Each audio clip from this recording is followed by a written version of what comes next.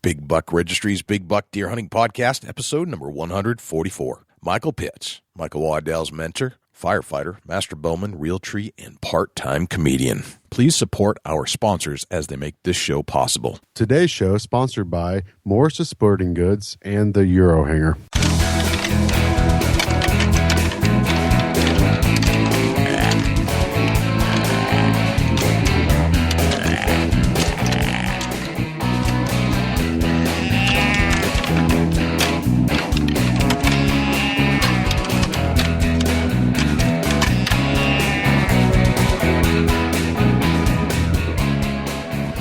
Big Buck Registry is a virtual museum of hunting stories. We preserve a piece of Americana by interviewing and recording hunters about their hunts and experiences from across the country.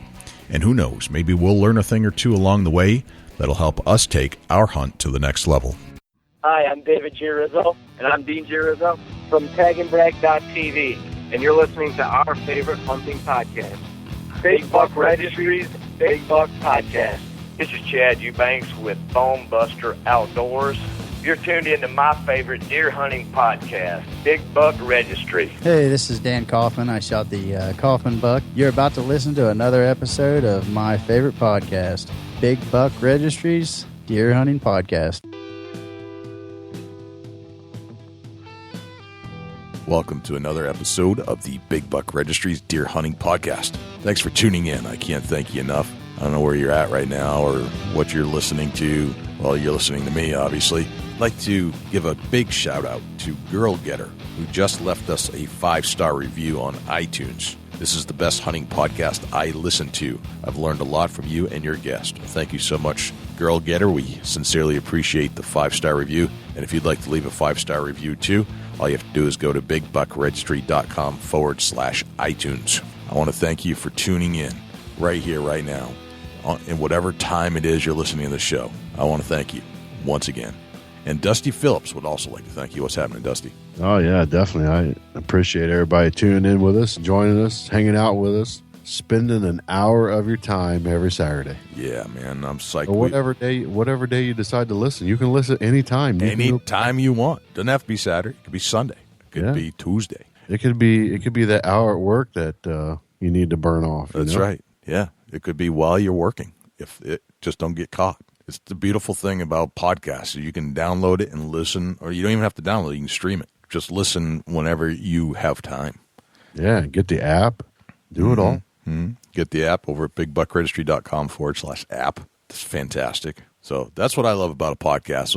And so don't feel like you got to listen at 5 a.m. on Saturday morning when our show comes out. But if you'd like to, you can always download the app. And if you love the show, you can always go to our Patreon account and donate, I don't know, $1 a month, $2 a month, however much you feel is important to the show.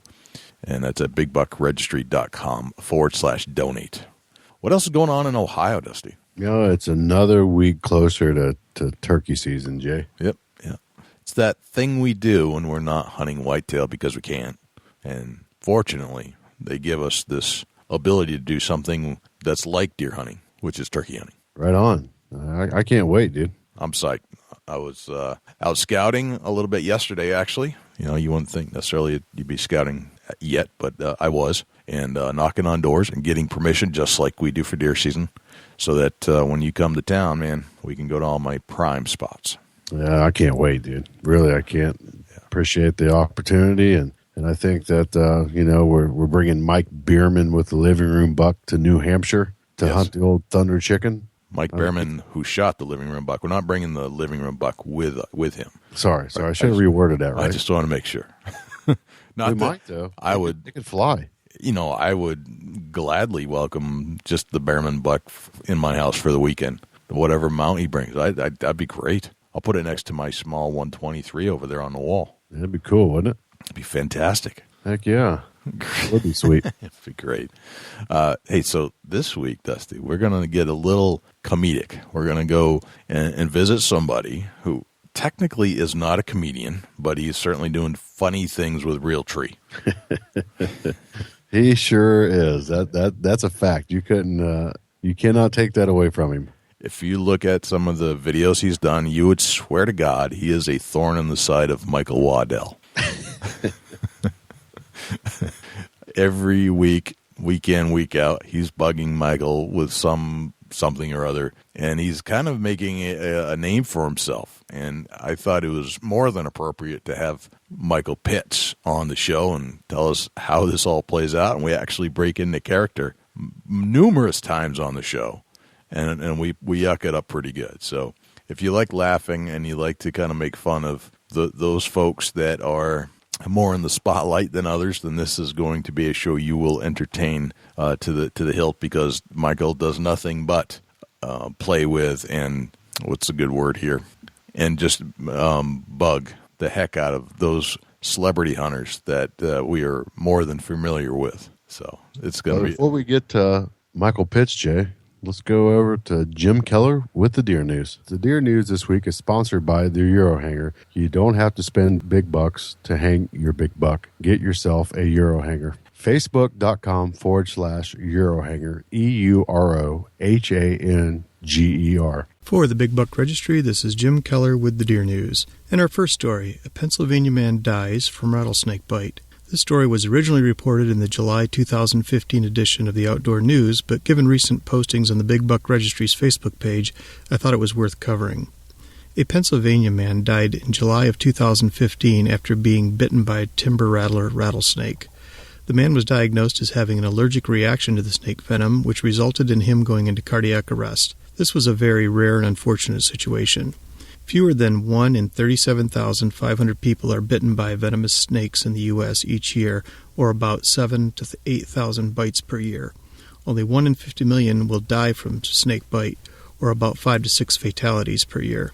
You are 1 in 9 times more likely to die from being struck by lightning than to die from a snake bite. Rattlesnakes are extremely rare in Pennsylvania, so rare that the state has implemented protective regulations around them. Consider buckwheat in your early summer food plots. This segment is a summary of information you can find on the QDMA website. Buckwheat is easy to grow and grows well in sandy, low-fertility soils. It requires little to no seed bed preparation and is easy to plant in hard-to-reach food plots. Buckwheat can be planted in spring as well as late-season food plots in July or August. It performs best in cool, moist environments, is best suited for northern climates, but can also be planted in many areas of the South. Buckwheat can improve food plot soils as its organic matter returns phosphorus back to the soil.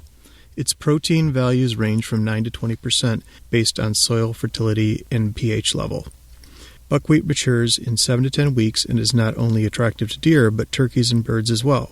For more information on buckwheat, please check our show notes for this episode or the QDMA's website. We also would like to know if you found this segment of value and would like it to be a regular part of the Deer News, so please feel free to email me with your thoughts at jim@bigbuckregistry.com. 18 deer and 1 elk confirmed with CWD in Arkansas. This story was written by Alan Clemens for Deer and DeerHunting.com. Only weeks ago, on February 23rd, the first elk tested positive for CWD in Arkansas. 22 cases have now been verified in deer and elk. For the past several years, Arkansas has prohibited the transport of certain parts of elk or deer from other states with CWD. The Arkansas Fish and Game Commission did immediately implement its CWD protocol plan when the first case was discovered. The core area of the disease is in northern Newton County in the northern part of the state. The Fish and Game Commission is targeting the testing of 300 additional deer. As of March 22nd, 225 deer and 6 elk have been sampled, and they are waiting to hear back on test results. Turnaround on test results usually takes 7 to 10 days. We'll stay tuned for more information. Future cars will include technology to avoid car-deer accidents. This story was originally reported by Autoblog.com and is listed on DeerFriendly.com. The 2017 Volvo S90 will arrive at dealers this summer. The 250 horsepower Swedish brand vehicle comes with a host of options typical of a car in this class, including a semi-auto piloting feature that can control the car at up to 80 miles per hour. The semi-auto piloting feature also includes, quote-unquote, large animal detection that can automatically brake for deer, elk, or other big game in the road. The S90 starts at $47,945, and you can start the purchasing process from the Volvo website. Michigan DNR expanding coyote hunting rules. The Michigan DNR is considering changes to coyote hunting rules that would expand the season as well as the ways they can be hunted. The daylight hunting season, which currently runs from July 15th through April 15th, would be expanded to year-round. The nighttime hunting season, which currently runs from October 15th to March 31st, would also be expanded to year-round. The spring ban on hunting coyotes with dogs from April 16th to July 7th would remain in effect. Hunters would be allowed to use number 3 and number 4 buckshot for all species hunted at night, which is currently not allowed. The changes are not expected to have a significant impact on the coyote population. The changes are all based on hunter feedback to the DNR. That concludes this week's edition of the Big Buck Registry's Deer News. If you have any ideas for future topics or have questions about any of these topics, please email me at jim@bigbuckregistry.com. For the Big Buck Registry, this is Jim Keller with the Deer News. Well, thanks to Jim Keller for bringing us the Deer News. And without further ado, here is Michael Pittz. Michael Pittz, welcome to the Big Buck Registry's Big Buck Deer Hunting Podcast. How are you, my friend? I'm doing great. I'm glad y'all invited me. I enjoy doing these kind of things. So we're going to sit back and let the good times roll. I'm already grinning ear to ear because you make me laugh. Let's put it that way. My voice alone usually makes people laugh. So we're ahead of the game already. Gotcha. So I see you're on the Working Class Bow Hunter podcast, or I listened to the show. Mm-hmm. So I'm glad you got warmed up and tuned up for this show, because that's right. You know, it's like practice. You got to make sure you're going to do it right, and then you get ready for the prime time. Yeah, a little sparring match before the real event, I guess you could say. That's right. So, for example, the Tim Burnett, who's the solo hunter, he was on our show. Okay. And he listened to our show before he went on the big show called Joe Rogan. Oh. See that? Yeah, that's big time right there. Yeah.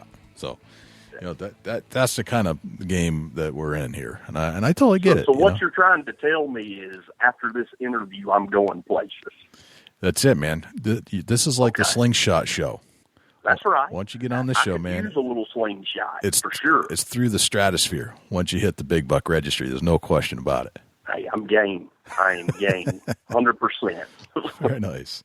So, Michael, you caught our attention. You are part of the Realtree clan, and you get to pick on all the Realtree pro staffers, and I think you are one of those as well. But you get to pick on all these guys and kind of bring things down to earth for all of them. And my guess is that you get to kind of bring them back to their roots. That's right. You know, basically my character is kind of trained them all in a way. I'm a mentor to them, so you know it's full circle. Did you teach Michael Waddell everything he knows?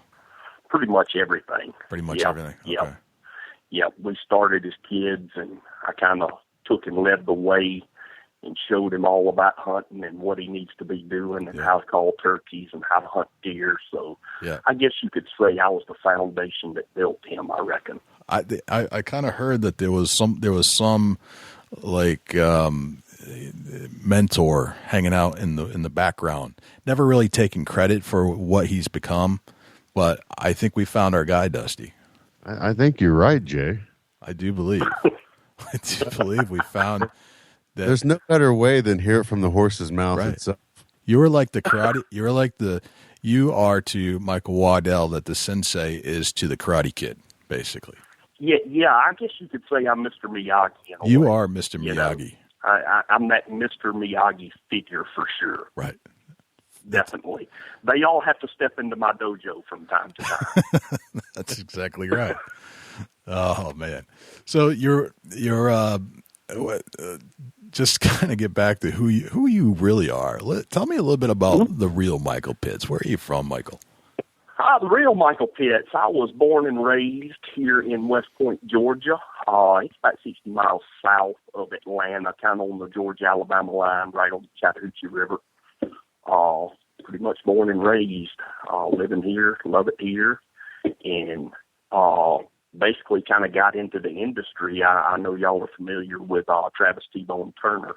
Very much so. I started working on bows with him probably 10, 12 years ago, and kind of got introduced to the Realtree clan through that. And then when Travis got so busy with all his stuff, he didn't have time to do a whole lot of bow work anymore, so I kind of filled his spot and started doing all Realtree's bow work, and I helped him out with a lot of the he still gets in a lot of bow work, so I help him out from time to time when he needs help, and he helps me when I need help. So basically, that's how I kind of got into the outdoor industry, was just wrenching on bows, being a bow medic, I guess you could call it. Gotcha. So you're fixing all the stuff that Nick Mundt breaks, basically.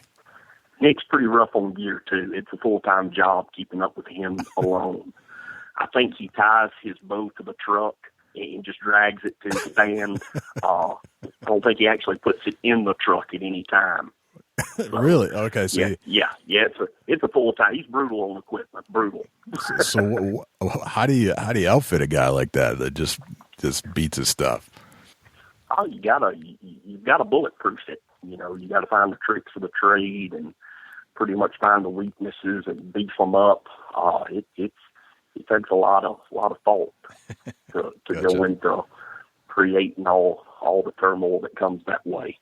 So you're also a firefighter, correct?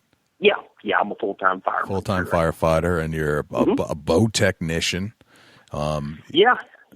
Pretty much every firefighter has a second job. That's true. That is true. Nature true. of the beast. Yes, I've never It's met the nature of the beast. Never met a firefighter that didn't have a second job. Actually, you got very true. to make ends meet. Right. So the wrenching on bows was kind of, I farmed previous to wrenching on bows, and then Travis had somebody quit him and asked if I wanted to come help him, so I rolled over into there, and kind of the rest is history. Gotcha. Now, I have lined up an interview with Travis T-Bone Turner for the future here. But you know Travis probably more than you know the other guys. Sounds like you got to spend a lot of time with him. Oh yeah, I've spent a good bit of time with Travis. What's he really like? As long as you've got Cheetos and Dr. Pepper, everything's smooth sailing. Alrighty. But he is really an archery guru, probably one of the best there is. Nobody knows the ins and outs of archery and bows better than he does. He actually won the world one year, ASA world title, so he was a big competitive archer and also knows a lot about the functions and all that of a bow. He's a heck of a bow wrench, pretty much taught me everything I know. So, he's a good old feller. But, you keep some Cheetos around and you can lead him anywhere. I'm sure he'd like to hear you say that. Absolutely.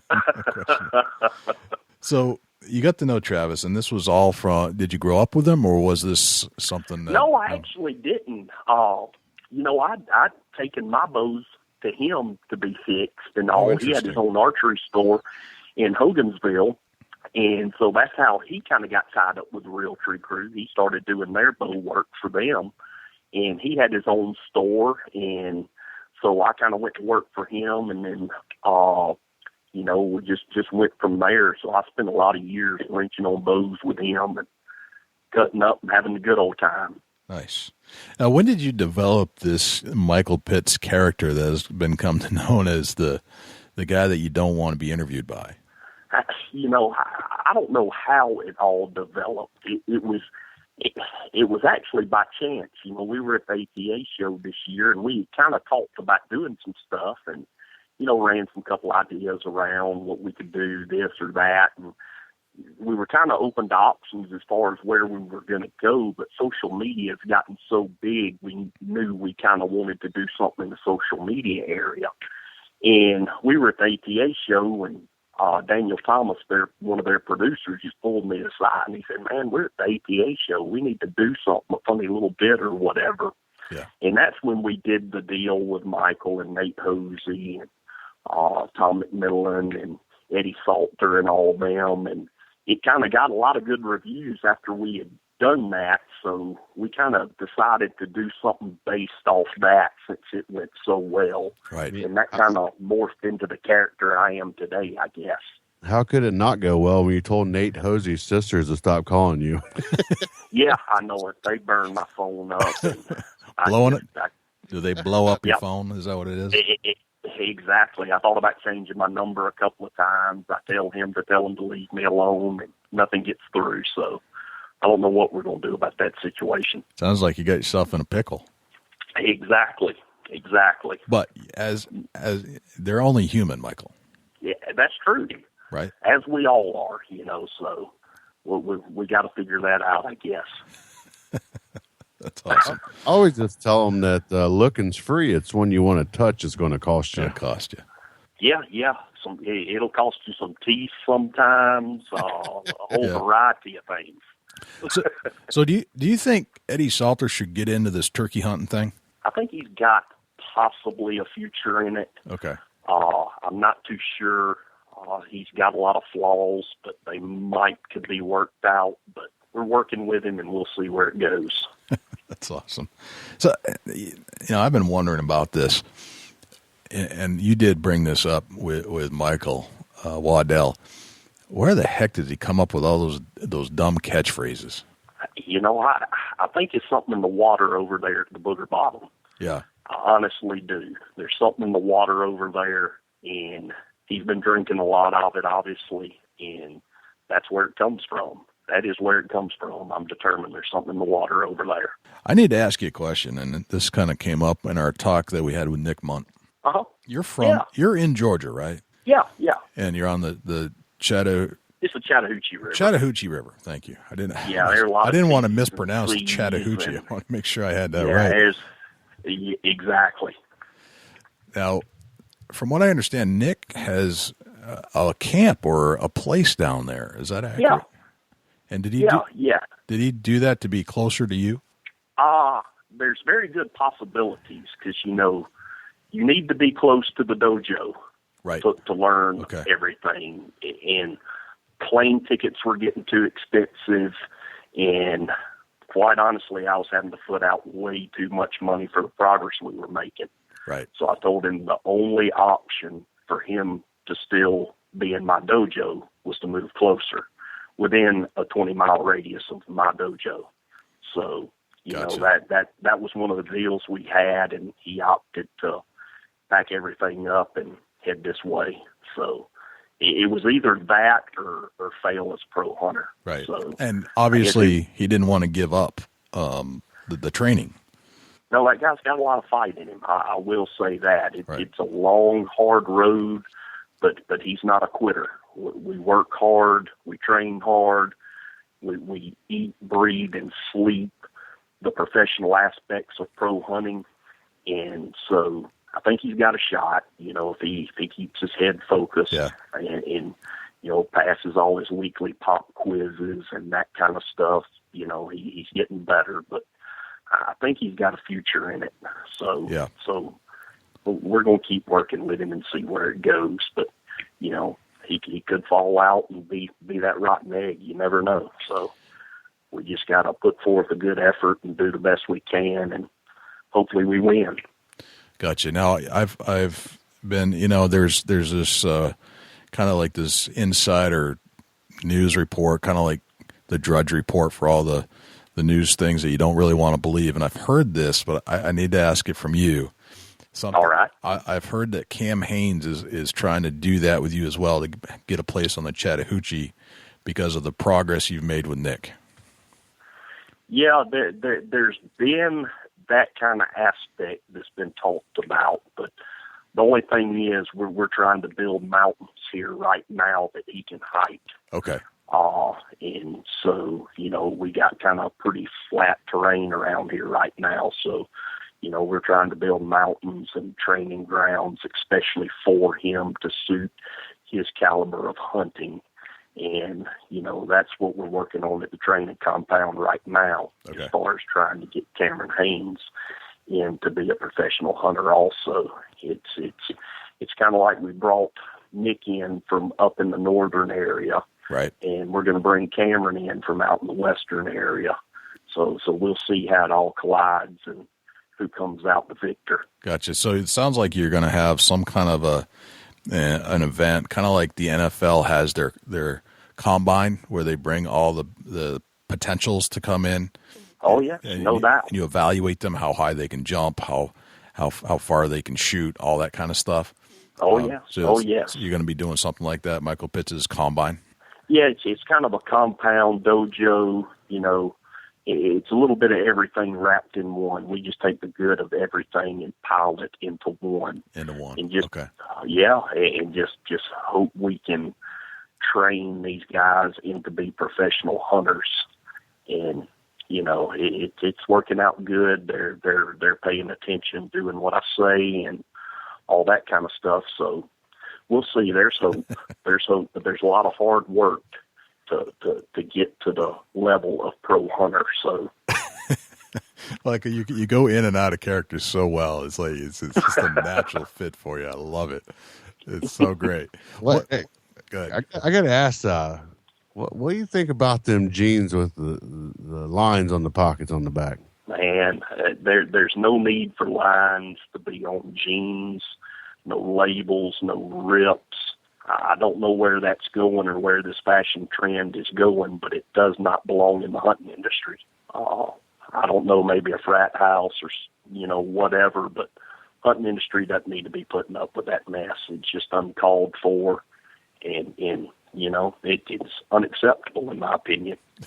Would you ever buy a pair of pants with a hole in them? No. You know, if my pants got a hole in them, there was a barbed wire fence somewhere around at the time that hole happened. That's the only reason I would never buy a pair of pants with a hole already in them. Right. That defeats the purpose of buying something new.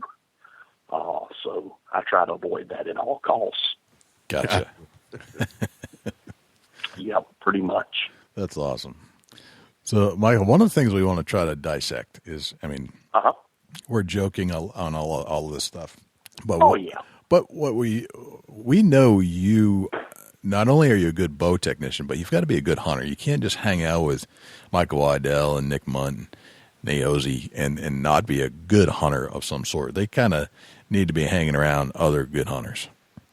So there's no doubt. I would assume that you know what you're doing in the field as well. I try my best. So I want to kind of get your perspective on. And do you hunt all over the country, or do you kind of stick to the Georgia area? No, I hunt I hunt a good bit. I try to take a couple of trips a year. With my fire department schedule, it kind of, you know, with limited vacation and all that, it depends on how long each trip is to whether I can take, you know, 2 or not. But it just depends on. One time we were in Texas for a few weeks, so I couldn't take another trip that year. But I try to get out and travel as much as I can and hunt, just because, I mean, everywhere you go is a different hunting. The way we hunt here in Georgia is not the way you hunt in Texas or the Midwest or, you know, the Northwest. Every place is a little different and has little different aspects about it. So it's neat learning all those different aspects, and it's also, you know, it's just, I like to travel. I like to see new things, and so that's another reason. But, yeah, I try to do as much traveling as I can to hunt. Okay. But it is a little bit limited due to my full-time job. Gotcha. But, yeah, I do try to do a good bit of it. So tell me about a couple of the trips you've been on. Do you end up traveling with the fellas from Realtree, or do you end up doing your own thing? A little of both. I'll travel with them some and, you know, do a lot of stuff here. We've been doing a Georgia show. Well, it's actually part of Road Trips and Realtree, but they do one episode. This is a Georgia show. So we've been doing a lot with it the past couple of years. We've gotten a couple of good kills the past.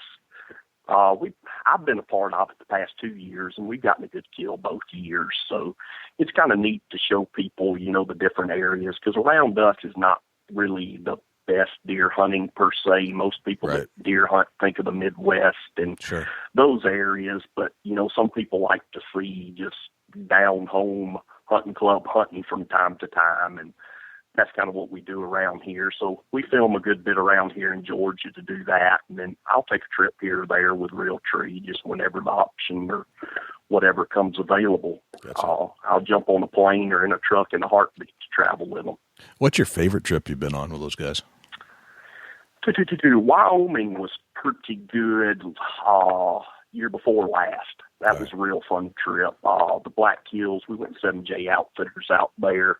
Right outside of Sundance, and that's just some beautiful country. I I don't know if y'all saw that episode, but I tagged out the first day, and then shenanigans started. I went into town getting massages and playing golf, and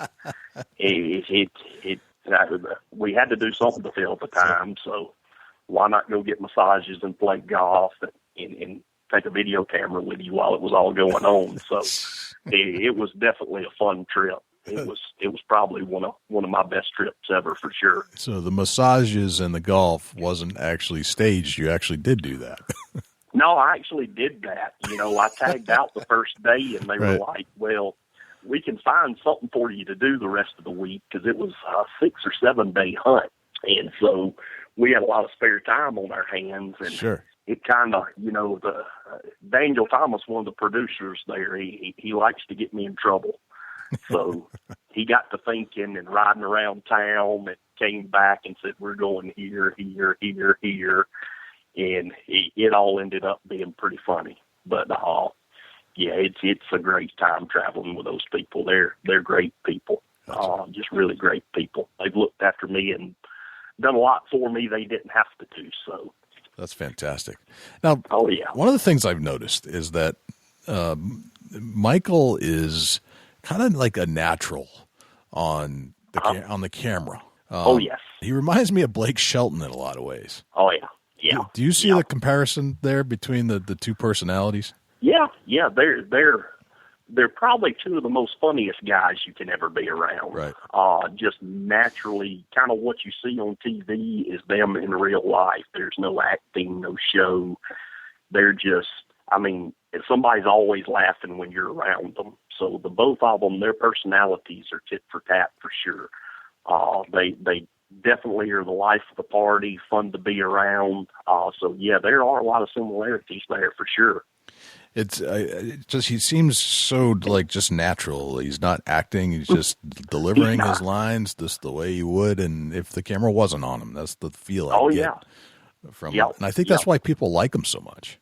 No doubt. He's a lyrical genius. He can sit there and hammer out a saying or an interview or whatever, and he doesn't have to read lines or teleprompters or any of that. He can rattle stuff off, and he's a natural at it. And I think that's why Realtree got a hold of him so young, because they saw the potential. Right. And he started with Realtree very, very young. And, that's pretty much the only job he's ever had. It's been in the hunting industry. So they started him out actually behind the camera for a year or so, and kind of saw the potential he had, his personality, how he was in front of the camera and all. And it wasn't long before he was in front of the camera full time. So I think a lot of other people saw what you were seeing. He's just a natural at everything. So yeah, he's in the right spot for what he was born to do, for sure. Yeah.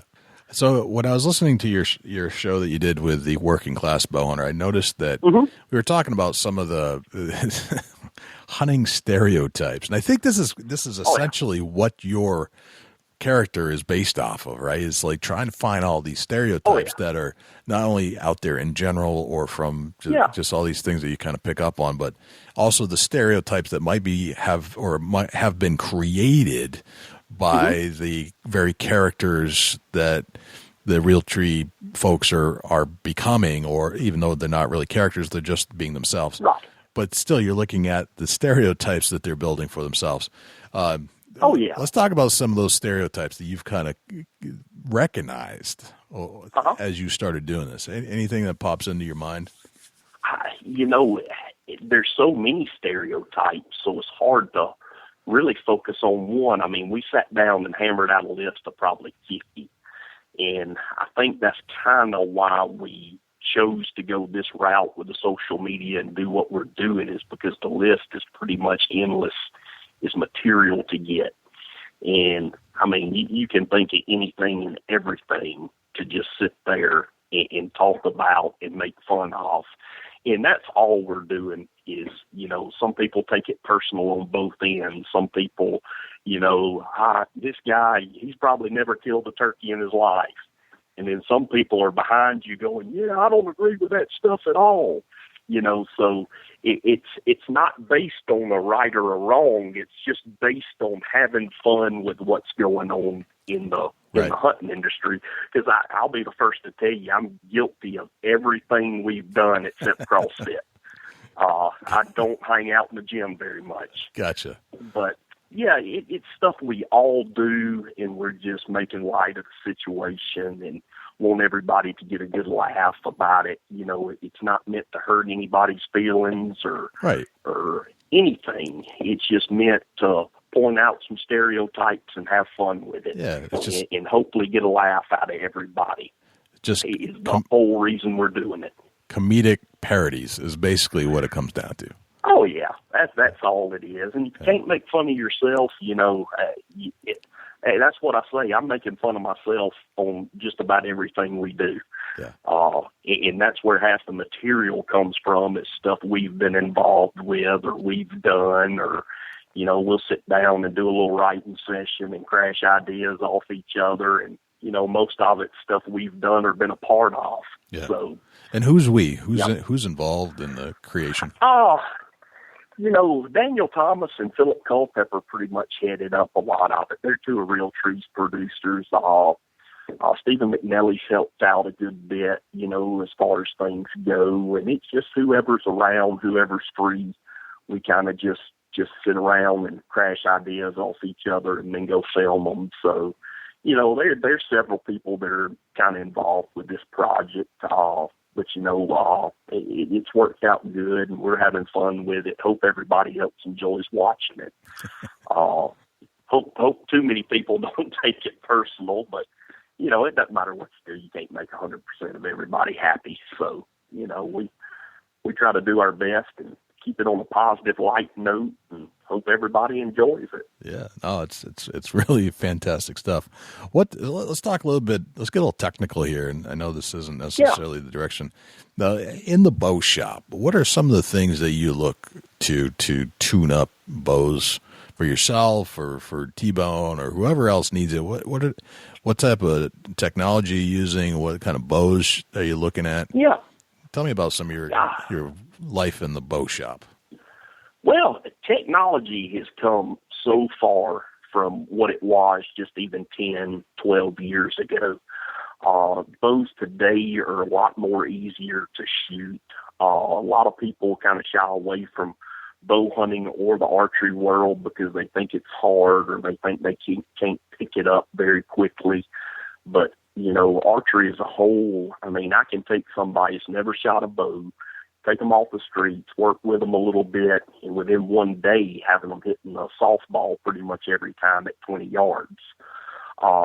So, the technology has come so far. It's the main deal. But, the main thing as far as setting them up is making sure they're timed right, making sure the refs are timed right, just bolting on all the accessories, the tuning and the paper tuning and all is the stuff that's mainly clutch, making sure the air's leaving the bow properly. There are many ways to do that. You've got Hoyt, Matthews, Bowtech, all these different companies, and all of them are kind of their own beast and set up a little different. So you kind of got to be well-versed and know a little bit about all the companies.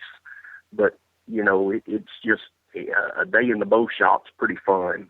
It's a hobby of mine. I built the shop in my garage just so I could tinker with them whenever I wanted to. But yeah, I'd say the biggest thing with the archery world now is how far technology's come. It almost gets to the point to where you don't know what they can come up with next because everything's so perfect. But yep, average day in the shop, just grinding them out. Sometimes till 4 a.m. Gotcha. Dusty, you want to kind of jump in here a little bit and maybe ask Michael some of his opinions of some of the bow equipment that's out there and what he thinks is we should and should not look for? Yeah, we can do that. You guys what kind of bows do you focus on, Michael? I'm a big Hoyt guy. Okay, so you're a Hoyt. Okay, gotcha. Mm-hmm. Yeah. What's new for Hoyt out there? What we got going as far as 2016 for compound bows? 2016 is kind of a unique year because everything has changed from the riser to the limbs to the cams. It's a whole new bow. So, lots of years they just add one new thing or, a couple of new things to the scenario. But this year's kind of unique in that the whole bow is changed. I actually got one of my new ones in today and was kind of playing with it when we started this interview. So it's going to be a good year. I'm liking everything I've seen of the new bows so far. One thing they introduced a few years ago was the turbo model, which their turbo models are going to be your speed bow, and it is the most pleasant speed bow to shoot that I've ever shot. I've never been a speed person that likes speed bows, but for the past 2 years now, I've shot their turbos because I like them so much. Usually when you get a speed bow, you deal with a rough draw cycle. There's a lot of noise, vibration in the bow. There are a lot of kind of negative things that follow that speed bow hype that I've never really liked. But Hoyt has found a way to put everything together and make it a very comfortable, fast bow, and I've been a fan of it. It's very forgiving, very smooth draw. Just everything about it's good. So, that's where I've been kind of leaning to the past couple of years is with their turbos. Right. I'm gonna ask a question. When you say speed bow, break that down for us and explain why that name's there. Your speed bows, there's, one of the ways, there are a couple of ways they get the speed. One, they make the cam a little more radical. And two, they shorten the brace height to the bow so you get that extra little bit of stroke, which improves the speed. Is ways they're getting the speed. And in doing that, it kind of makes the draw cycle a little rough, and it also makes the bow a little bit less forgiving because the more brace height you have, the more forgiving the bow is. Gotcha. So you're kind of being cheated in a couple of areas, and that's always kind of been the way they've been able to find the speed is to make the radical cams and shorten the brace height way up. But Hoyt's actually found a way. They actually run the center pivot of their bow back behind the limb bolt. So the bow actually functions more as a deflexive riser as far as a reflexive riser. And the deflexive risers are a lot more forgiving. So Hoyt's found a lot of ways to make the speed bows function more like a regular bow. And it's just kind of been a home run. They've got a real forgiving, fast, easy to shoot, easy to draw speed bow. And, it's firing 350 feet a second. So it's a killer for sure. Right, gotcha. Would it be safe to say that a speed bow is for a more experienced shooter? I wouldn't say more experienced shooter. You've got, and this is a battle that will never end, speed versus other things. So, speed bow you can definitely be better with it if you're more experienced for sure, but you'll see a lot of entry-level people, wanting to shoot the speed bows also. So I don't say it has a set following. That speed tends to grab a little bit of everybody from your novice to intermediate to even, advanced people.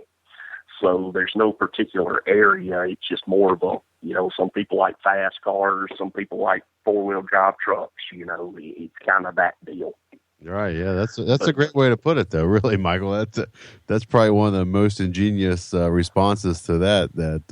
Some people like a four-wheel drive, some people like a. Oh yeah, right. That makes sense. Okay, let's get into a little bit about. Okay, I'm walking into your shop. I'm the average hunter. I'm looking to buy a new bow. Set me up. Let's walk it through. What kind of bow? What kind of rest? What kind of peep sight? What kind of arrows? Yeah. Let's run the whole cycle on a new bow. Yeah. Well, the first thing you want to find out, basically is what their budget is. Hoyt kind of offers 3 different price points to where, they can actually, hopefully fit into everybody's budget. And, the first thing you want to do is find out what kind of budget they got and then, just suggest the bow that fits that budget.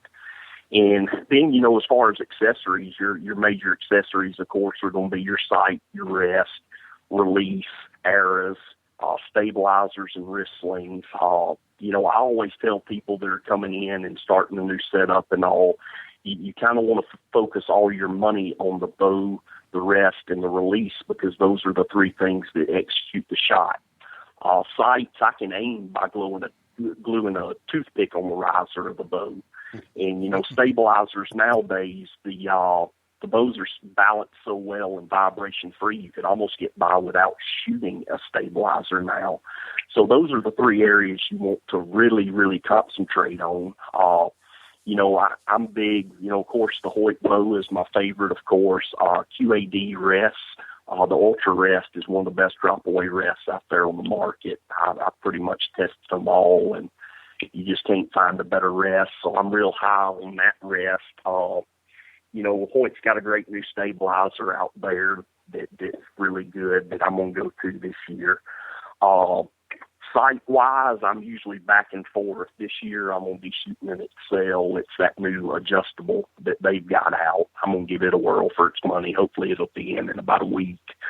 But, I pretty much won't sell you anything I wouldn't shoot myself. But, the best things, like I say, to concentrate on if you're new and going in to get a bow, or even experienced in getting a bow, is, focus on the bow itself, the rest, and release, and make sure those three are good and top notch, and you can skimp a little bit of money on the other side. Gotcha. That's a good perspective to put it, to kind of break down, where somebody's looking to buy a bow and maybe not having the knowledge of what they really should be focusing on. Let's get a little bit about arrows and fine tuning and timing on a bow. Can we do that? Yeah, we can talk about that. Arrows is, a lot about arrows, and this is another argument. There are a lot of arguments in archery, but it's heavy or light. A lot of people like to shoot the light arrow to pick their speed up. A lot of people like to shoot the heavier arrows. One, the arrow's, a little bit quieter in flight. You get better penetration. There's a little bit more advantages, in my opinion, to going with the heavier arrow. But like I say, that's an argument all day long again. But, you kind of want to find what kind of weight the customer wants to deal with. And then you got to determine what kind of spine they need based off the length of the arrow and what kind of poundage they're pulling. And then you kind of break it down. Easton and Bowman run kind of a 340, 400, 500 spine. And basically that's the stiffness of the arrow. So if you're shooting real heavy poundage bow, like a 70-pound bow, you want to be with a 340 spine, something that's a little stiffer and can take the force of the bow. And then the less poundage you shoot, of course, you'll start kind of walking your way up to a 500 spine arrow. So there is kind of a good bit of, I guess, knowledge. And each company's got a chart that will measure your arrow and how many pounds you're shooting. And that chart will tell you whether you want a 340, 400, 500 spine. But every company kind of names their spines a little different. But I'm pretty much most familiar with the Bowman Easton lines. That's all I've ever shot, and pretty much all I ever sell unless, somebody specifically asks for something different.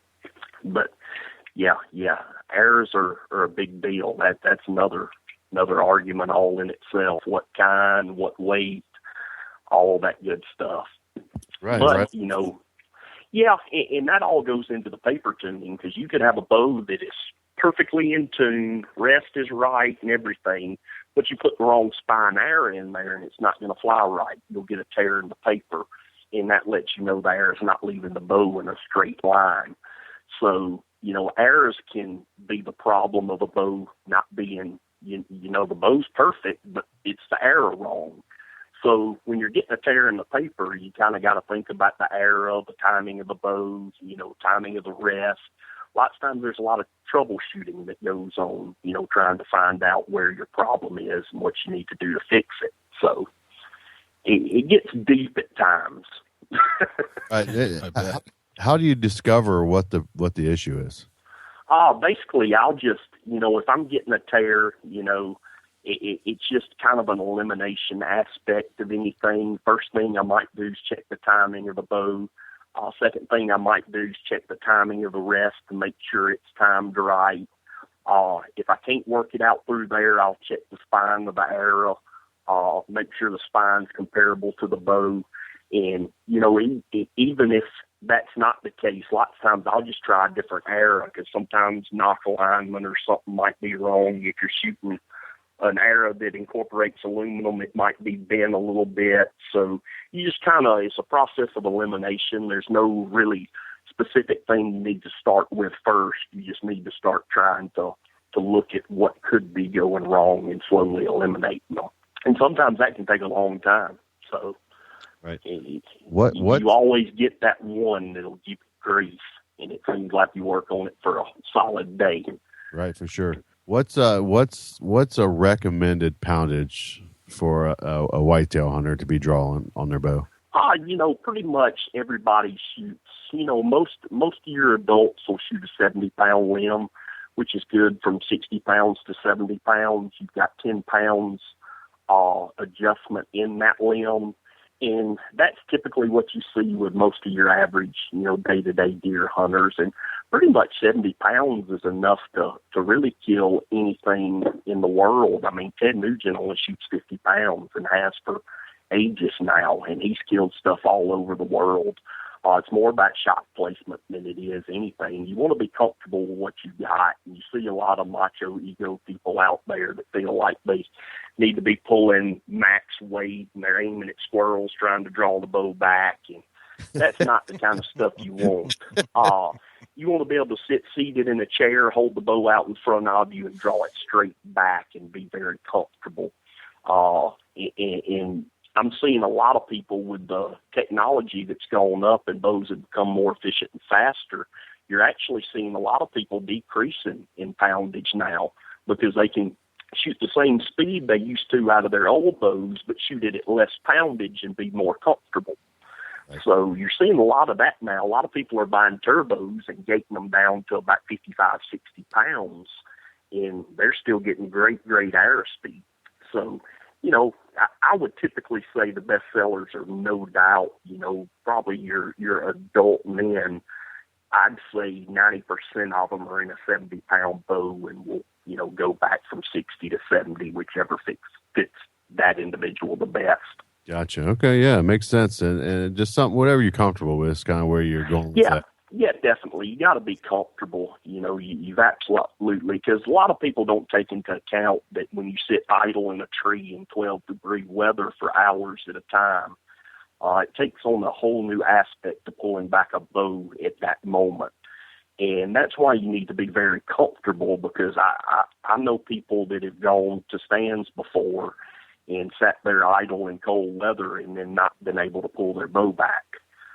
Because just elements change. You know, it's all fine and dandy when you're shooting on a warm day outside and all that kind of stuff. But when you've been idle in cold situations and all works in, it can be a totally different story. And you don't want to ruin a hunt or miss your chance at great deer because you couldn't pull your bow back. So, but you're seeing a lot of people kind of come down on poundage a little bit nowadays because of the efficiency of the bows. Gotcha. Yeah, I like that guy that's dang near grunting when he pulls it back. That's my favorite to watch. Oh, I'm telling you, they're aiming at everything in the sky, struggling to try to get it back, and you know that's definitely not the way to be. There's no comfort in it, and there's no fun in shooting that way. I would rather see somebody shooting less poundage at a comfortable rate and enjoying it than just trying to struggle with that macho chest out mentality. Right. The macho chest shooters. Yes, we all know. We all know one of those. That's for sure. Oh, I'm telling you, exactly. Man. Michael, let's go back to the Wyoming hunt if we could. I'd like to kind of break this down a little bit. Tell me about how that trip all kind of developed. I want to get into the actual hunt itself, but how did it start? Oh, I don't know. We were actually just. I think we were eating lunch somewhere, and David Blanton asked me if I wanted to go out there. And of course, I said yes. First of all, when do you want me to go? Right. And let's schedule it right now. And you really don't have to even ask. Just right. Go ahead and sign me up. Yeah, just let's get this done before you change your mind, right? Oh yeah, no doubt. And that's the area, you know, that I really wanted to hunt anyhow. So. You know, that's how it kind of all materialized. And, next thing you know, you're jumping on a plane and heading that way. Okay, so you're on a plane. Where'd you fly out of? I'll fly out of Atlanta. Okay. Yep. Atlanta. What kind of plane did you take out there? Delta. Delta. Yep. It was a Delta. What? Yep, it sure was. And then we flew into Rapid City, and then took vehicles over into Sundance. Gotcha. Is what we did. Okay. Mm-hmm. All right. And this outfitter was something that there was a place that Nick used to hang out at, if I'm not mistaken. Yeah, Nick actually used to guide there. Yes, that's what I was saying. So he actually came out there and hunted with us a couple of days when we were out there. He was out in the area also, so okay. He actually stopped in while we were out there. But yeah, Nick used to work there, sure did. All right. So tell me about the accommodations. How did it go once you got off the plane and you jumped on the vehicle? Oh, shoot. The accommodations are great. We had a couple of the guys pick us up at the airport, and we went straight to the lodge over right outside of Sundance, and 7J's got a unreal lodge. It's almost 5-star accommodations. Jeff and Deb that own it and run the operation are just great people. You get to eat home-cooked meals, and they treat you like family, and it's a different hunting style out there, because you're hunting those big old alfalfa fields, so you're kind of in the morning times, you're catching them coming from the fields back to the woods, and then vice versa in the evening times, and lots of times out there early season, which one I killed was in velvet. If you kill within the first few days, you got a good chance of killing a velvet deer, probably better than anywhere else out there. So gotcha. What time of year was this? We were there for opening day, September 1.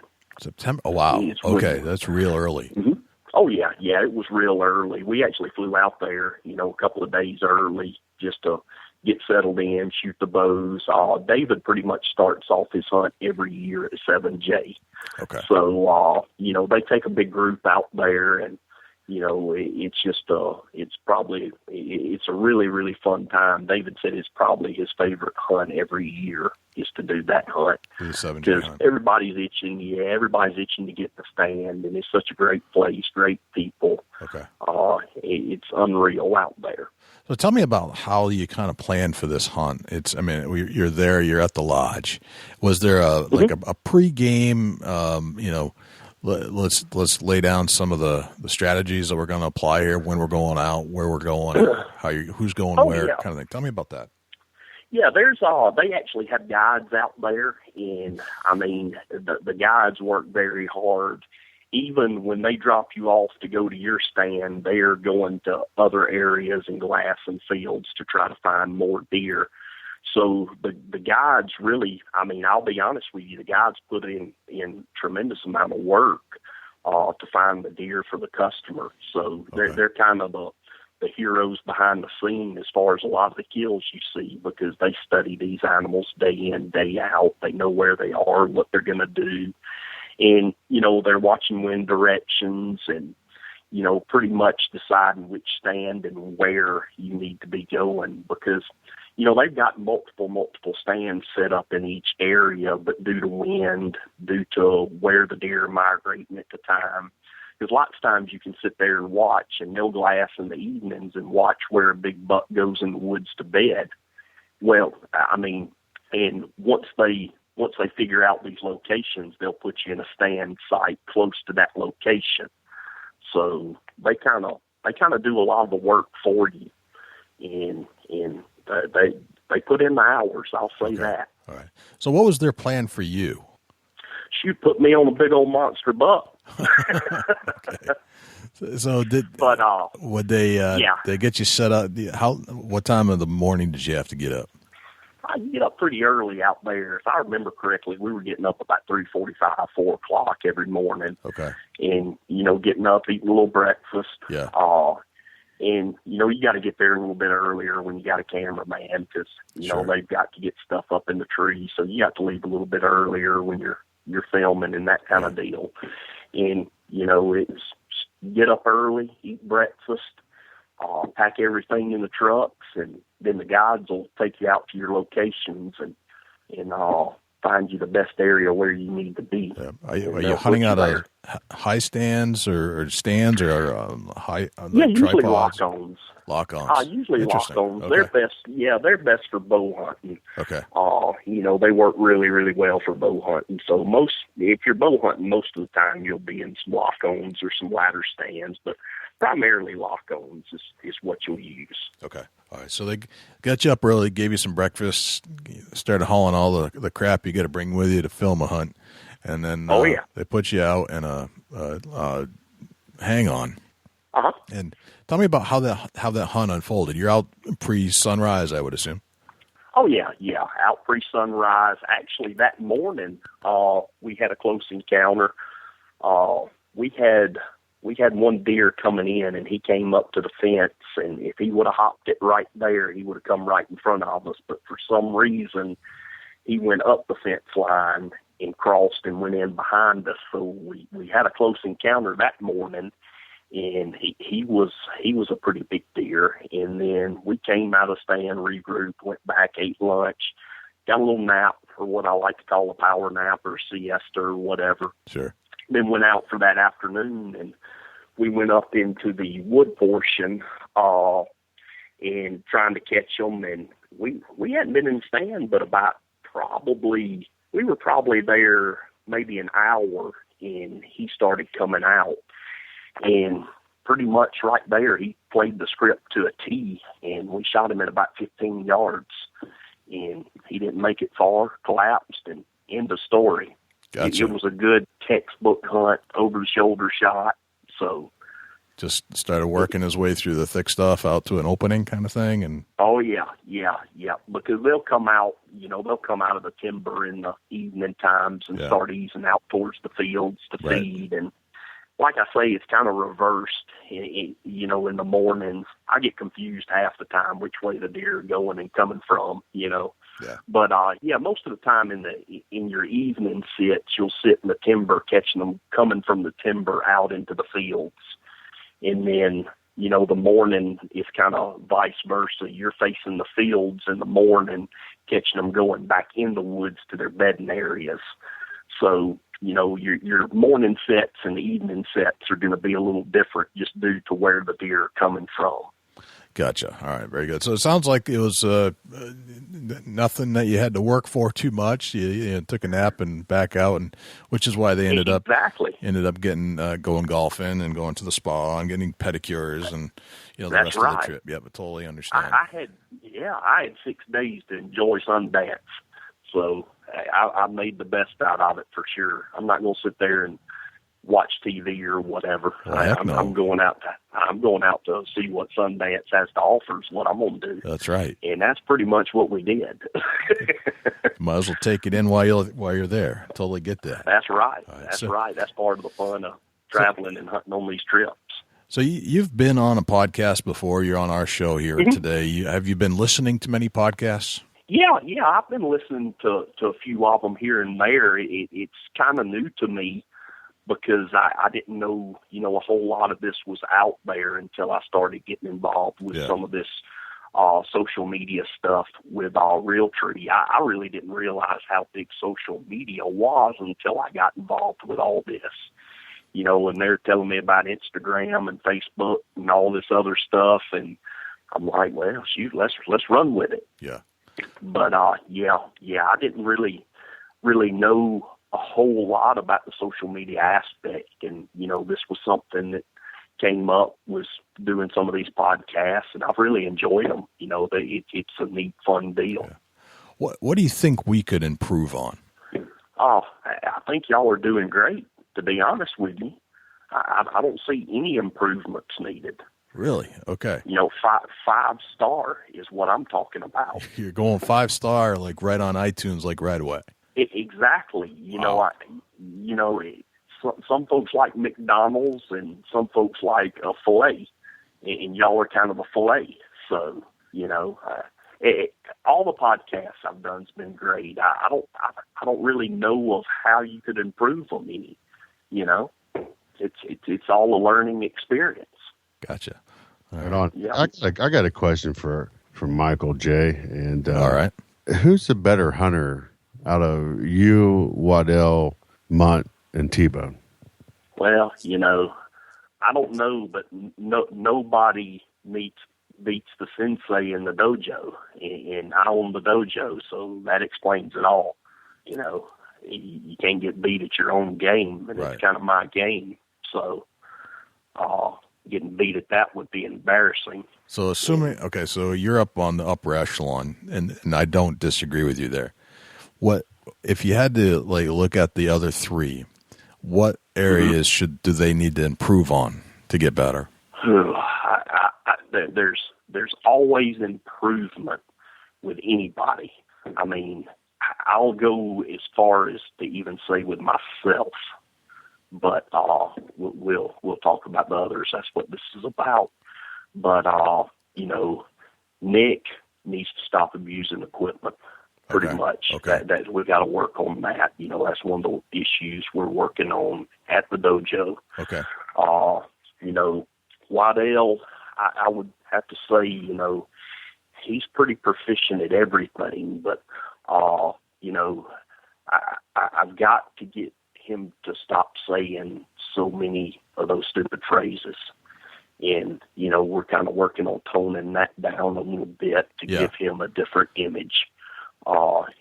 Right. But that'll probably give him more focus in the woods if he's just stopped thinking about all those phrases he's constantly running through his head. Yep, I'm with you. Exactly. And, it's more, with him, it's more of a classroom portion of everything versus field ops. Right. We're trying to work on his mental game more than his physical game, per se. Gotcha. More classroom time, ruler over the knuckles if he gets out of line, kind of stuff. Oh, no doubt. No doubt. Right. Yeah, no doubt. And Travis, right now we're hooking electrodes up to Cheetos bags, so when he touches them, it shocks him, and try to mentally wean him off Cheetos right now. Okay. Because he's got a bad problem of getting them all over his fingers and all, and when he hits his release, it slips, making for improficient shots. So we're trying to wean him off Cheetos right now. Oh yeah, I'm sure. I'm sure that's a work in progress right there alone. If you took a black light to one of his bow and arrows, it'd probably be scattered with Cheeto crumbs. All over it. All over it. And deer can sense that stuff. Yeah, they can. Right. They can actually sense Cheetos. You get rid of the Cheetos, you increase T-Bone's game in the woods, just like that. Exactly. You increase his game, you increase his shot proficiency. There's a lot of things that can gain from him leaving the Cheetos alone. Right. So that's what we're trying to do. We'll pour hot sauce all in one bag so he takes a bite and throws them away, or we'll hook electricity up to one bag so it shocks, and just little mental notes and day-to-day activities that will turn him away from the Cheetos bag. Yeah. So, from what I heard, those are, latest studies show that whitetails can see yellow dye number 5 better than any other dye known to man, from what I understand. That's right. Yeah. I'm understanding the same thing, and that's once again reasons to wean him off the Cheetos. Yeah. So, but those are the three.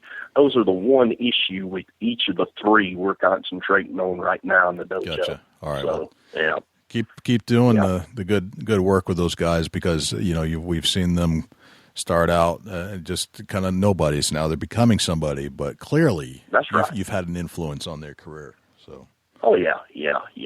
They didn't know where it was going to go until they stepped into my dojo, and I'm giving them a path to follow, and it's going good so far. I see good things coming out of it. Yeah.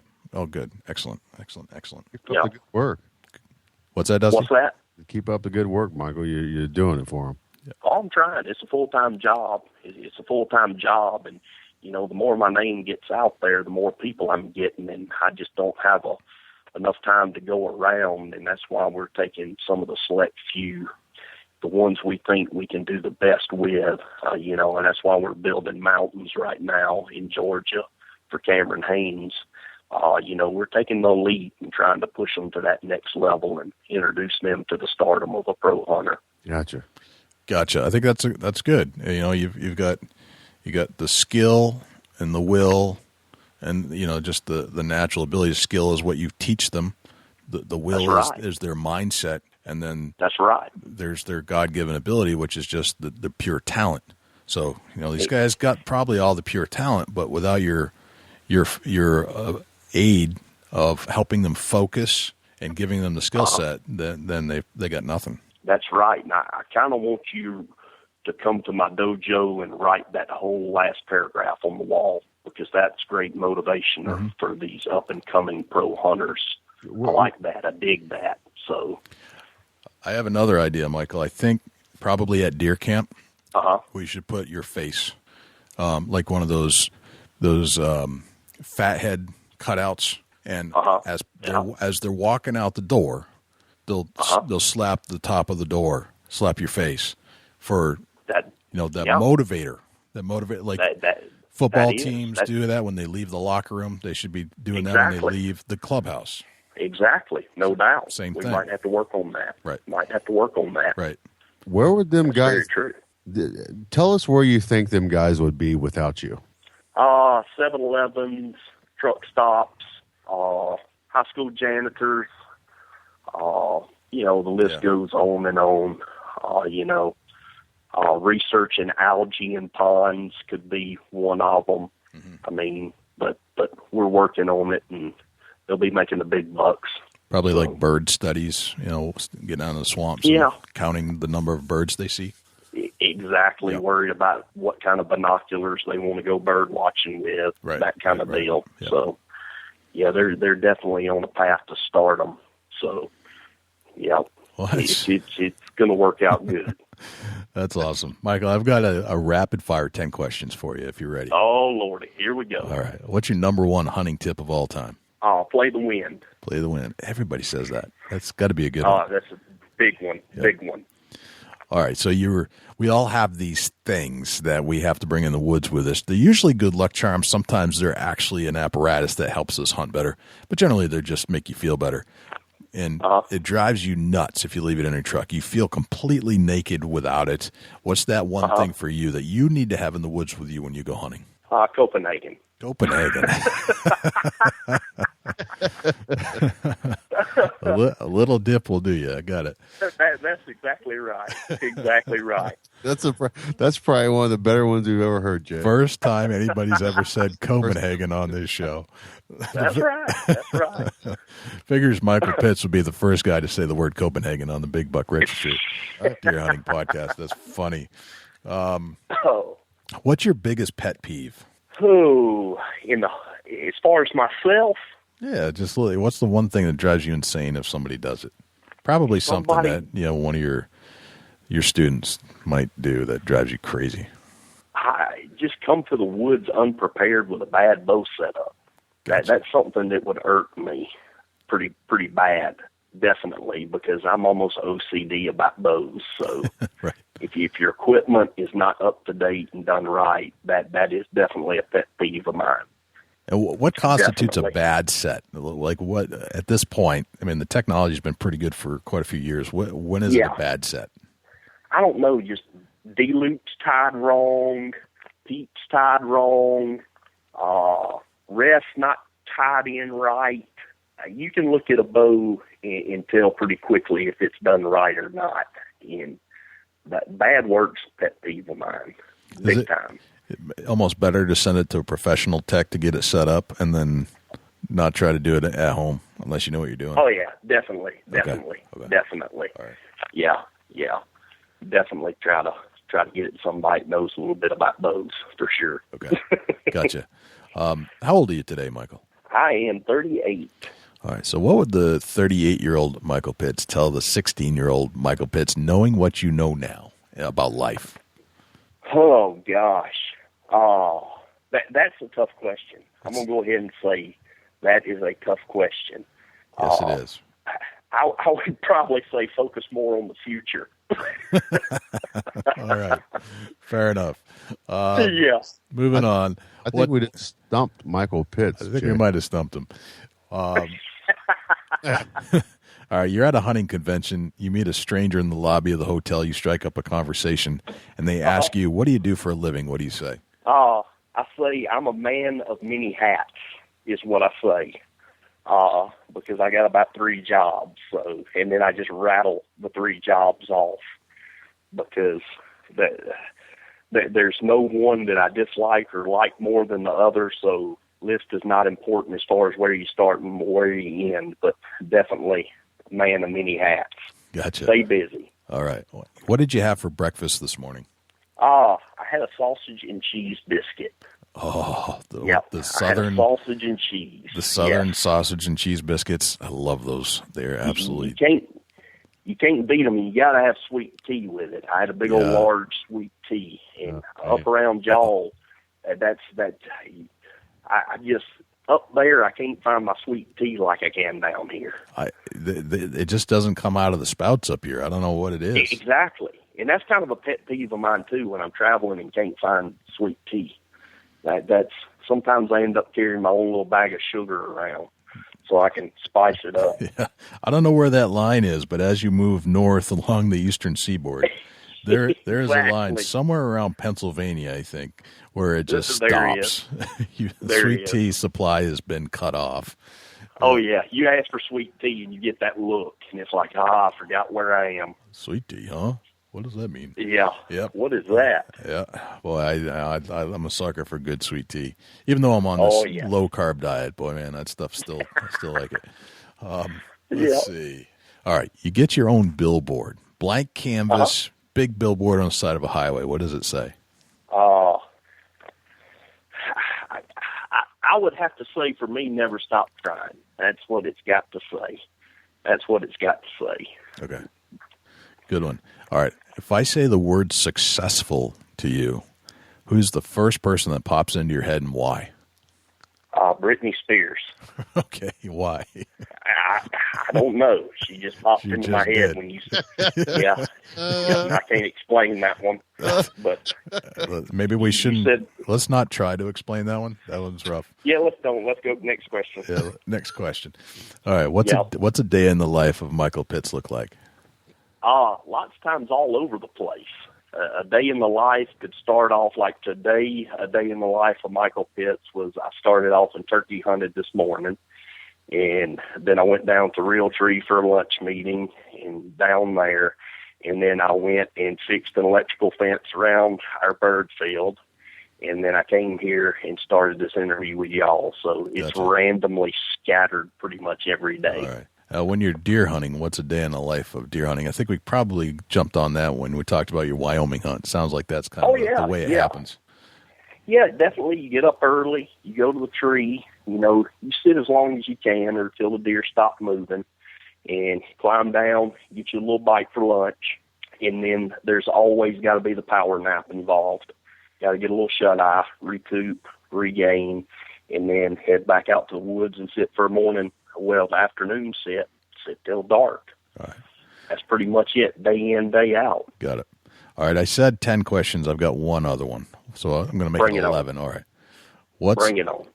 What's a training day in the life of Sensei Michael Pittz when you're training some of the most potentially great hunters in America? And, that starts off way before daylight. First of all, you don't eat breakfast on a day to burn extra calories, and you hold off. The first training session, sometimes we start with mental or classroom sessions, because it's still dark outside. We start hours before the sun even comes up. So we try to hit the classroom portions first, and then once the sun does come up, we move out to the field. And lots of times that's rigorous training depending on what aspects we're looking at. Each pro hunter has their different, strong points per se, and that's what we try to focus on. Then for lunch, we all pack up and go to McDonald's, and they've all got to order off the kids menu. Right. For personal reasons, and I see your strategy there. I think that's a good test of the student. Right, I get it. Exactly, because lots of times in the field, food might not be readily available if you get caught in some of these Right. life or death scenarios. So I try to wean them off the food as much as possible. Yeah, you get a storm that comes in over the mountains, so the Rockies, you're out there on a high peak, you're locked down for 2-3 days. You got to be ready. Exactly. I mean, you might be eating whale blubber, so you never know. You never know. So, you kind of keep them to a happy meal. Right. And then you'll go back out into the field and train more on every aspect. And then pretty much night falls, and we don't stop then. We pretty much stay up and try to focus on their ability to concentrate in sleep-deprived atmosphere, basically. Right. And then they get about 30 minutes sleep, and we start over again. Okay. That sounds like an intense regimen that only the best of the best can participate in. Do they get any R&R? Do they get to go into like jacuzzis, or do they get go into spas or anything like that, or are they pretty much locked down? Pretty much locked down. We got a big mud puddle out back, Okay. All right. That's about their only option as far as water goes. And when do you send them packing? Like when do they get when do they get their red ticket to say, all right, you're out of here, you didn't make the cut? When they disagree with me on anything. Anything. Okay. Anything at all that they disagree with me about, they're gone. Gotcha. So that's why we only deal with the elite. You ever get involved where you start like you isolate out one of them because they've done something that's extremely incorrect, and you just run them extra all weekend long, like everybody else is on leave for the weekend or something like that, and you bring them in, but you keep that one person behind to just put them through the ringer, to put them through the test, and make sure they're of the right material to make it through this program, to the point where you're screaming, I want you DOR, drop on request, and just to make sure that they're cut out, they're of the right mold. Has that ever happened? Yeah, I used to try some of those training techniques and all, but then it was taking up too much of my time. Right. So now I just send them packing, right. and bring in the next person instead of wasting time trying to rehabilitate a lost soul. So, I pretty much send them packing and bring in the next person that I don't have to put all that extra effort into. Gotcha. So, right. Good policy. I completely agree. Yeah. That's right. Hey, Michael, this has been an absolute pleasure talking to you tonight. Oh, yeah. I love jumping in and out of character and just walking down these stories and making stuff up. It's fantastic. Oh, yeah. Yeah. Really good stuff. Mike, for hours. Dusty, you got any other questions for Michael before we let him go? I'm half scared to ask any of them. Oh, buddy. Where can we find you at, Michael? If somebody wants to look you up on the internet or social media, where can we find you at? My Facebook page is Michael Pittz Outdoors. My Instagram account is The Real Pittz. And then, let me see here. I'm trying to keep all the social media straight because I'm new to it. And then you can go to YouTube under Michael Pittz Outdoors also and see all the video clips we've been filming. If you type in the search, just Michael Pittz Outdoors, it'll take you straight to it. And it's under Realtree Outdoors stuff also. But, yep, those are the 3 ways you can keep up with everything that's going on for sure. I just found the Real Pittz right here on Instagram. Just click the follow button. That's right. That's Very right. nice. Go and give it a click. I'm there. That's right. What are you doing with this? Is that a chicken? Probably so. If I had to guess, it's you sitting on a crate. Yep. Or a pallet crate. Yep. Holding That's kind of what I do in the mornings. I wake up and talk to the chickens. So. All right, man. Very cool. Very nice. Awesome. Thanks for joining us on the Big Buck Deer Hunting Podcast. Shoot, yeah, man. I enjoyed it. Michael Pittz might be the funniest man alive who doesn't actually tell a joke. You know what I mean? Yeah, I think you're right there. What a character, Jay. Just great honor to have Michael Pittz on the show with us and get into a little bit of serious hunter Michael Pittz and serious archery technician Michael Pittz, but even better, a little bit of the funny side of Michael Pittz and what he does with Realtree and Michael Waddell and T-Bone and Nick Mundt and all the other guys that he picks with. And if you haven't seen it, it's really something to go on YouTube or find Michael Pittz on Facebook and check out what he's throwing out there on video wise. And I tell you what, I laugh every time something new pops up. I got to watch it. Yeah, I do too. I'd like to go to Michael's dojo and get trained the Michael Pittz way. We got to definitely spend some time with Michael Pittz in the near future. Yeah, and put us through his rigorous training program to become world-class deer hunters. That's what I want to do. I want to go to the Michael Pittz dojo. It would be super interesting. There's no doubt about it. It really would be amazing. So we'll have to line that up with Michael down the road. Yeah, thanks, Michael, for joining us. Very much so. Dusty, do we have a Chubby Tines tip of the week this week brewing in your head? Yeah, we do. It's 'tis the season to start thinking food plots. The Chubby Tines tip of the week is sponsored by Morse's Sporting Goods. Firearms, used firearms, bows, used bows. Located at 85 Kentucky Falls Road in Hillsborough, New Hampshire. Give Jim a call at 603-464-3444, morsessportinggoods.com. Your dollars go further in New Hampshire. There's no sales tax. Morse's Sporting Goods. And what I mean by that is time to roll the ground over, time to get that fertilizer put on the ground so that you can grow your crops. And, even some people are starting to throw out some seeds. Right now is a good time if you're going to do any kind of clover or alfalfa or any kind of grass food plot as far as, if you're doing Kentucky bluegrass or perennial rye or you're getting into that aspect of the whitetail hunting as far as food plots. 'Tis the season for that, Jay.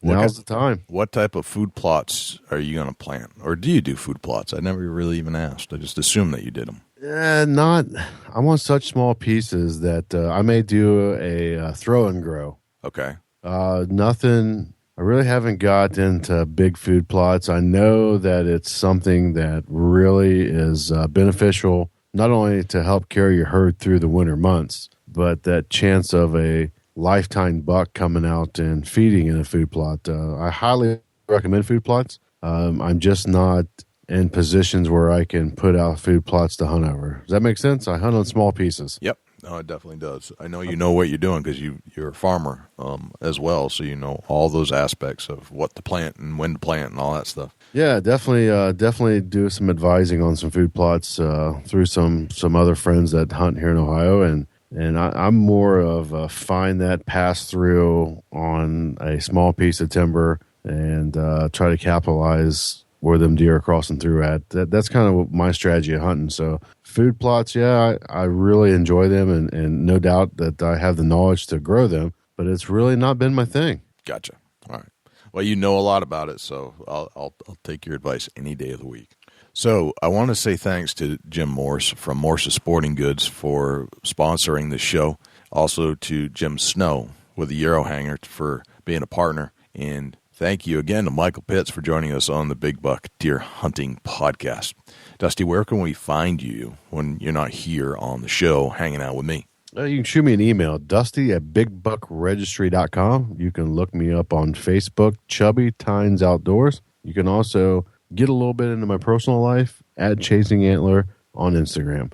Jay, where can the people reach out to you when you're not on the mic? Got a bunch of different spots, and first, I'd like to let you know what's coming up next week on next week's show. It's going to be a 2-part series. Dan Kaufman and the Kaufman Buck, which is now number 2, I think, currently until it gets reanalyzed in the Pope and Young books. We're going to go through every little step of what Dan Kaufman does, sees, looks at, analyzes, breaks down the hunt itself for when he killed this massive buck. So stay tuned for that. But if you'd like to reach out to me, I'm jay@bigbuckregistry.com. That's my email address.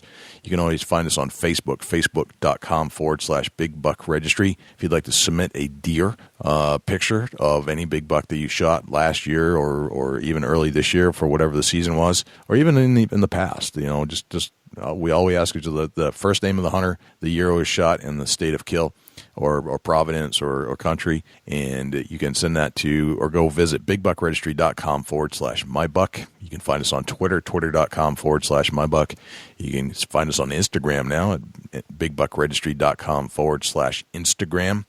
And you can give us a call at 724-613-2825. You can shoot us a text there or give us a call. Let us know you shot a deer, or tell us the story of a deer you might have taken down, or if you have a suggestion for this show, or if you like the show, don't like the show, whatever. If you haven't checked out iTunes, you can give us some feedback there if you have no other method. If you are on iTunes, though, what I would ask is that you do a search for the Big Buck Registry in the search bar, and then leave us a review. If you like the show, leave us a 5-star review. And if you like the show enough, you'd like to get notified that there's a new show out, all you have to do is subscribe. So subscribe to the show if you're on an Apple device. If you're on Android, the best place to probably go at the moment until Google Play gets going is Stitcher, which is bigbuckregistry.com/Stitcher. And that'll give you all the Stitcher app, which is great for any kind of Android device, and you can listen to our show over there as well.